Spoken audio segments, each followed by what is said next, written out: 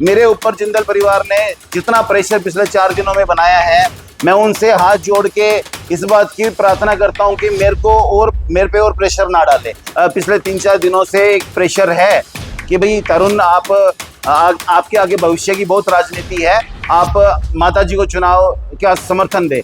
वो सारे हथकंडे अपनाएंगे, मुझे मालूम है इस बात का। और चुनाव आयोग भी हमारे साथ कहीं ना कहीं पार्शलिटी कर रहा है। हमारी सारी परमिशन हमारे को पहले दे दी गई थी होल्डिंग लगाने की, 4 घंटे बाद हमारी सारी परमिशन कैंसिल कर दी गई। आज तक हमारी कुछ परमिशन है जो उन्होंने नहीं दी है। तो कहीं ना कहीं कुछ चीज़ें ऐसी हो रही है और हमने बहुत बार कोशिश करी है कि चुनाव आयोग अपना जो काम है निष्पक्ष करे। मुझे लगता है मेरी किस्मत में लिखा हुआ है कि मैं फटा पोस्टर और निकला हीरो, जो एक फिल्म आई थी, तो मेरे साथ भी वही बन रहा है। मेरे पोस्टर उतरते हैं और मैं पोस्टर लगने से ज़्यादा उतरने पे ज़्यादा फेमस होता हूँ। सबसे पहले तो मैं एक जो सस्पेंस चल रहा था पूरे हिसार के अंदर कि भाई क्या रहेगा चुनाव का, तो आप लोगों के माध्यम से मैं एक बात पहुंचाना चाहता हूं कि हमें चुनाव चिन्ह अलॉट हो गया है। और हमारा चुनाव चिन्ह जो है वो इलेक्ट्रिक पोल है, स्ट्रीट लाइट है। जो देना, वो बैनर कहाँ पे है? यहाँ नहीं है। तो ये हमारा चुनाव चिन्ह है जी। और लोगों में ये भ्रम था कि हम लोग विड्रॉल कर लेंगे या चुनाव नहीं लड़ेंगे। तो मैं सबसे पहले तो आप लोगों के माध्यम से हिसार की जनता के सामने क्लियर करना चाहता हूं कि हम चुनाव लड़ रहे हैं और बड़ी मजबूती के साथ हम चुनाव लड़ेंगे।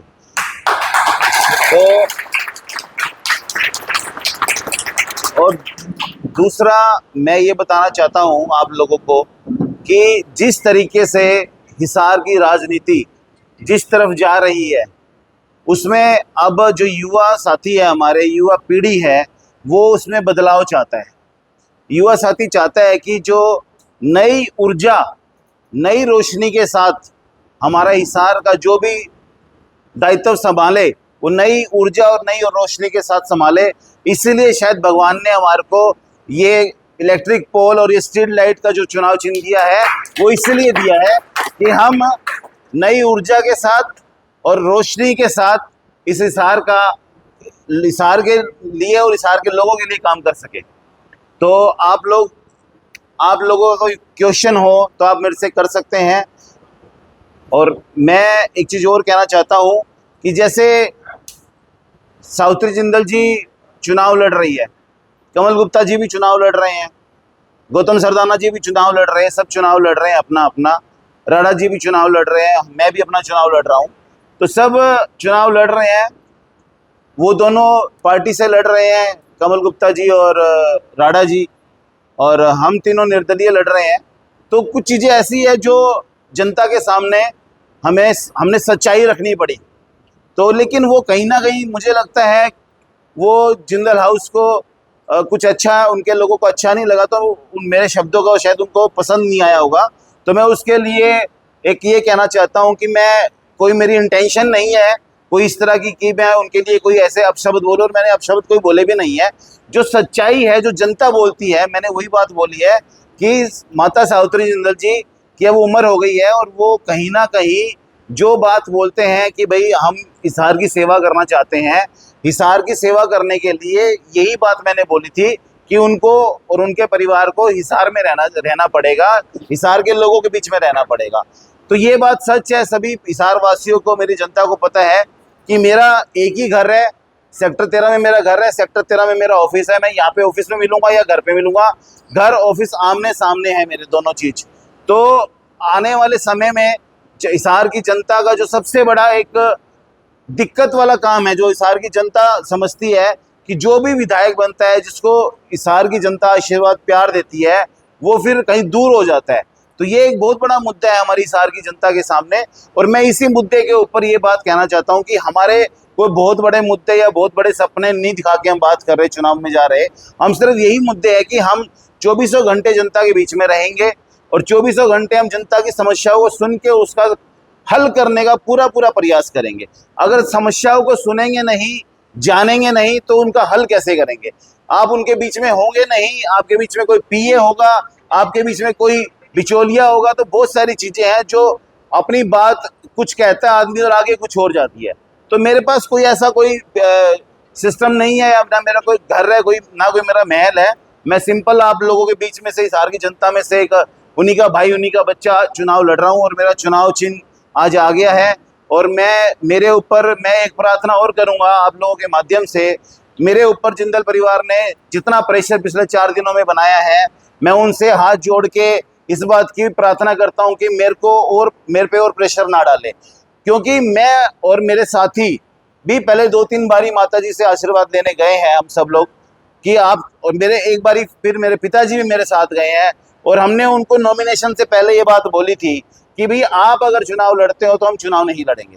लेकिन उन्होंने हमें कोई जवाब नहीं दिया। 9 तारीख को भी नहीं दिया, 10 तारीख को भी नहीं दिया, 11 तारीख को भी कोई हमारे को जवाब नहीं दिया। 12 तारीख को उन्होंने हमारे से बिना पूछे अपना नॉमिनेशन कर दिया। और हमारी ये बात हो रखी थी हमारे सब साथियों की, मेरे पिताजी की, कि अगर आज भी सावित्री जिंदल जी मेरे को 12 तारीख को अपने नॉमिनेशन में साथ ले जाती है तो मैं सावित्री जिंदल जी का समर्थन करूंगा। लेकिन उन्होंने 12 तारीख को भी मुझे याद करने की कोशिश नहीं समझी। अब जब हम इतना आगे चुनाव आ गए हैं, इतने मेरे साथी, मेरे रिश्तेदार, मेरे सभी हिसार की जनता का जो मुझे प्यार मिल रहा है, हम चुनाव में इतनी आगे आ गए हैं कि अब हमारी भी एक आत्म सम्मान है, हमारा भी, हमारे लोगों का, हमारे साथियों का, हमारे रिश्तेदारों का, सबका एक आत्म सम्मान है। और हिसार की जनता भी यही कहती है कि माता जी को अब तरुण को आशीर्वाद देना चाहिए और तरुण जैन को ही आगे बढ़ाना चाहिए। मैं उनसे भी यही प्रार्थना करता हूं कि मैं भी उन्हीं का बच्चा हूं और मुझे आशीर्वाद दे और आगे बढ़ के मेरे को आशीर्वाद दे। जो ओम प्रकाश जिंदल जी बाबू जी के जो सपने हैं, हम उनको पूरा करने का भरसक प्रयास करेंगे, क्योंकि सावित्री जिंदल जी 10 साल मंत्री रही, 10 साल कमल गुप्ता जी मंत्री रहे। आप अगर बात करें अर्बन स्टेट की, तो 20 साल पहले भी अर्बन स्टेट में बारिशों के टाइम में उतना ही पानी भरता था जितना आज भरता है। क्लोथ मार्केट के पास भी आज उतना ही पानी 20 साल पहले भरता था जितना आज भरता है। फुआरा चौक पे भी आज उतना ही पानी भरता है जितना 20 साल पहले भरता था। आज भी उतना ही गंदगी के ढेर शहर में जितना 20 साल पहले थे। आज भी वही समस्याएं हैं सीवरेज की, पानी की, जो 20 साल पहले थी।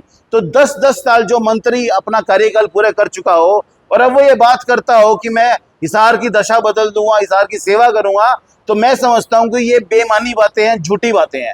ये सिर्फ जनता को मूर्ख बनाने की बातें हैं। मैं जो समझता हूं, मैं ये कह रहा हूं, मैं टेक्निकल तरीके से अगर जनता का आशीर्वाद रहा, 5 साल के अंदर अंदर हिसार की दशा दिशा और हिसार के जो हालात है वो बदल के दिखाऊंगा।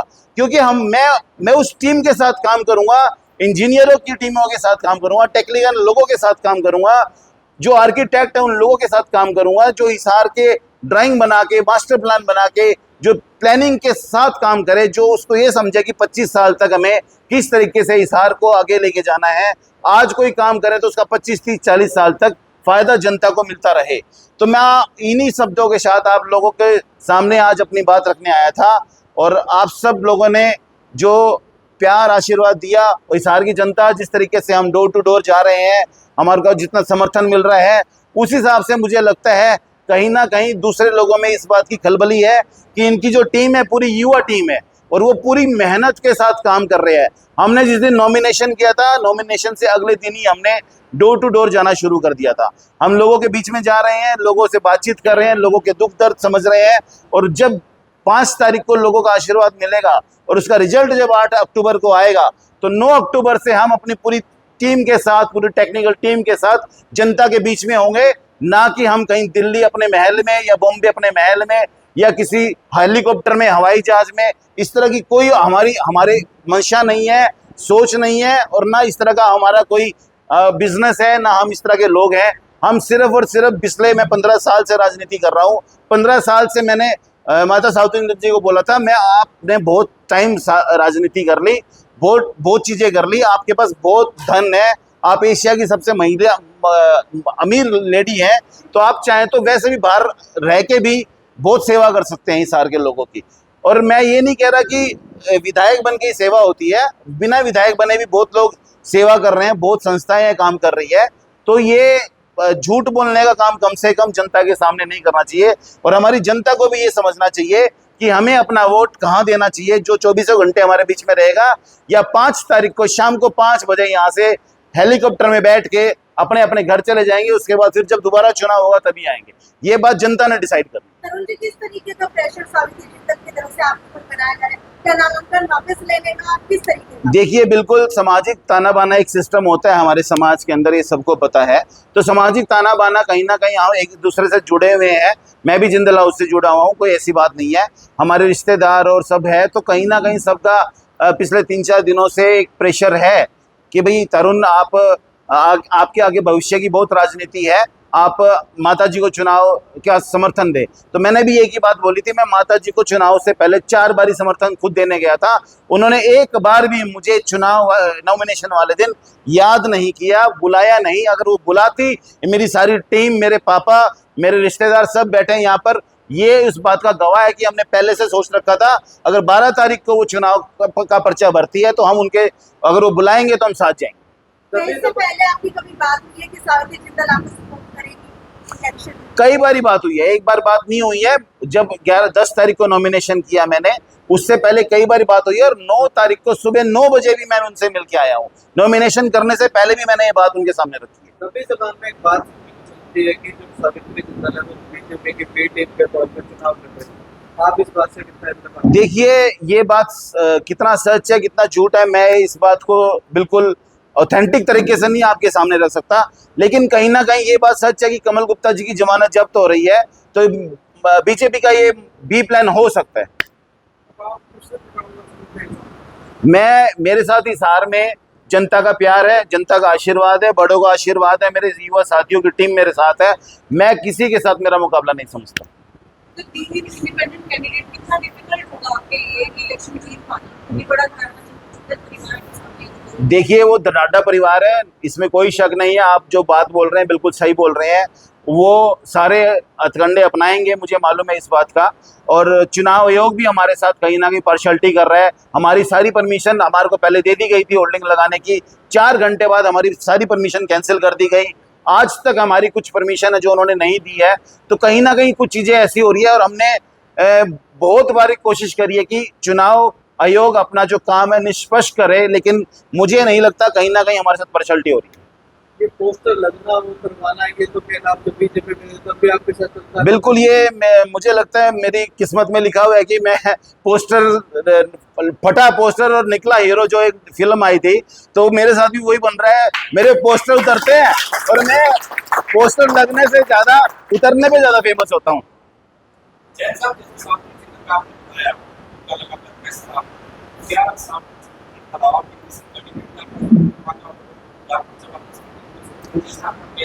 देखिए, पर्चा वापस करने का जो प्रेशर है वो सिर्फ और सिर्फ हमारे ऊपर पिछले 4 दिनों से जिंदल हाउस का ही है, और किसी का नहीं है। लेकिन हाँ, समर्थन के लिए मेरे पास आया है किसी का फोन, लेकिन मैंने सबको यही कहा है कि हम अपना चुनाव लड़ रहे हैं, आप अपना चुनाव लड़िए।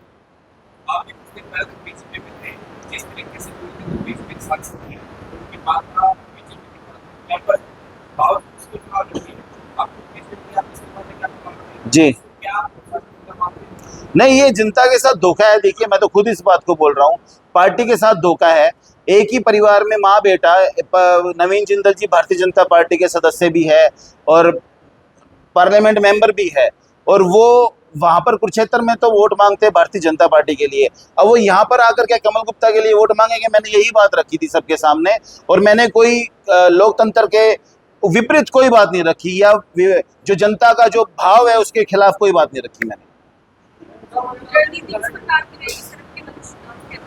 मैडम, हमारी रणनीति यही है, हम लोगों से अपना समर्थन मांगेंगे, अपील करेंगे।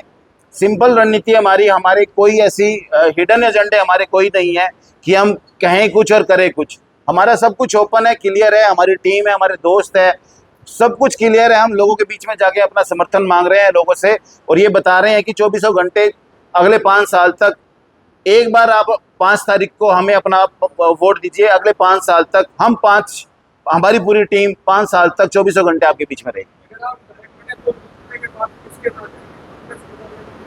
देखिए, ये चीज़ मुझे भी नहीं पता कि सरकार किसकी बनेगी, और मैं जो जनता का जो उस टाइम का जो डिसीजन होगा, मैं लोगों से पूछ के, जनता से पूछ के, उस टाइम जो परिस्थिति होगी राजनीति की, उसके अनुकूल ही चलूंगा।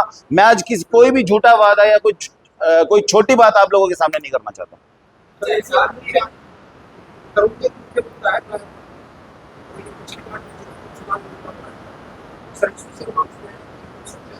देखिए, जो गाय का मुद्दा है, जो लवारिस पशु है हमारी सड़कों पे बहुत ज़्यादा है, इसमें कोई शक नहीं है, ये बात आप बिल्कुल ठीक कह रहे हैं। लेकिन देखिए, जो मैं जिस तरीके से राजनीति में आया हूँ और मैं जो चुनाव लड़ने जा रहा हूँ, मैं वही बात कि मैं आज बोल दूं कि भी हाँ, मैं विधायक बनते ही 10 दिन में जितनी भी गाय या जितने भी लवारिस पशु है उनको यहाँ से गायब कर दूंगा, तो ये झूठी बात होगी। मैं कोई झूठी बात जनता के सामने नहीं रखना चाहता। हाँ, मैं जनता के साथ मिलके, संस्थाओं से मिलके, गौशालाओं से मिलके, उसके लिए ब्लूप्रिंट बना रखे हमने, उस पर काम करेंगे हम कि कैसे हम गाँव जो बेसहारा पशु है उनको कैसे हम सड़कों से हटा के बाड़े के अंदर ले जा सकते हैं।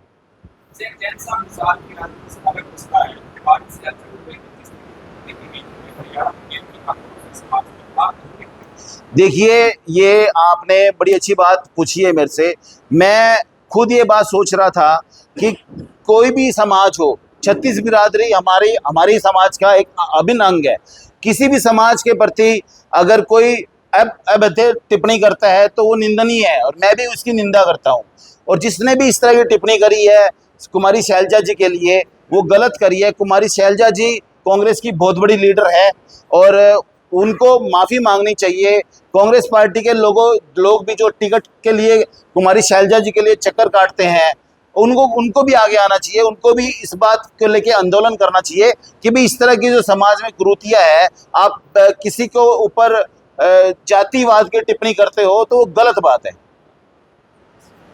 लास्ट में आपके माध्यम से मेरे हिसार के परिवार को, हिसार की जनता को मेरा सिर्फ एक ही प्रार्थना है मेरी, तो कि हिसार के लोग 5 तारीख को अपने भाई, अपने बेटे को एक मौका दें। आपने सबको मौका दिया है, 10-10 साल, 15-15 साल आपने सबको मौका दिया है। 5 साल के लिए मैं यही प्रार्थना करता हूँ हमारे हिसार के लोगों से, हमारी हिसार की जनता से, मेरे परिवार से, 5 साल के लिए मौका देके देखें एक बारी। अगर आप लोगों को ठीक ना लगे तो मैं खुद राजनीति छोड़ दूंगा।